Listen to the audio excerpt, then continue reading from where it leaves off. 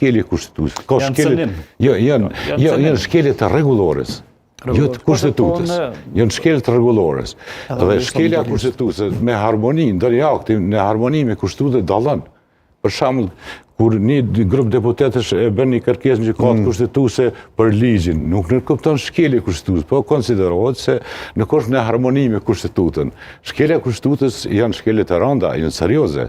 Nuk ka asnjë, sipas mendimit tim, ka këtë asnjë shkelje kushtetutës, por është bërë rutinë e gjithë spektrit tonë. Çdo vendim i mospërputhshmëri është edhe shkelje, po. Nuk mundet në fakt, nuk mundet kryetari i parlamentit, domethënë me shkel kushtetutën, mund ta shkel vetëm rregulloren e parlamentit, e cila është e bazuar në kushtetutë. Se është akt në ligjor, por fuqinë e ka më tullt se ligji, po ashtu e ka edhe më tullt se kushtetuta.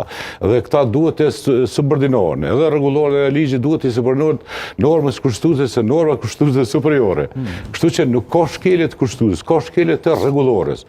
Këtë rregullore duhet me ndryshu, e kam parë këtë rregullor në 2020, që ishte duhet, këtë rregullore duhet me ndryshu, se duhet me harmonizu me kushtetutën. Se kushtetuta nuk parashes i grupi më i madh parlamentar serb duhet patjetër të propozon një kandidat. Një pyetje kam për gjithë panelin dhe pastaj natyrisht mund të përgjigjet edhe drenori dhe profesori dhe kushdo.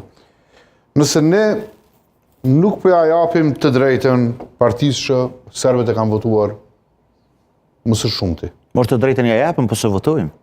Se të drejtën ai po e thret. Po mirë, po tash kjo... 3 herë po e qetë votim, apo i bie që ne në një farë forme, po ja